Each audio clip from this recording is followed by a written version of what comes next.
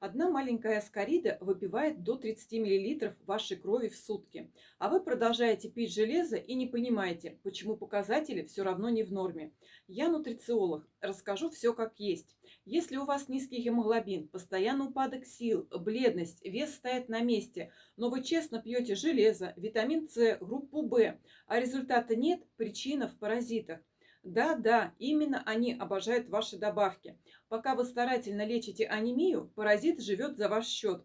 Пьет вашу кровь, размножается, использует ваши БАДы как пищу. Вы становитесь все бледнее и слабее, страдает щитовидная железа, сбивается гормональный фон, появляются кисты, миомы. Энергии нет совсем. Это частая скрытая причина анемии, паразиты, о которой молчат на УЗИ и у терапевта. Напишите в комментариях слово «анемия», и я лично пришлю свой WhatsApp, чтобы вы смогли задать вопрос и узнать, как правильно пройти антипаразитарную программу.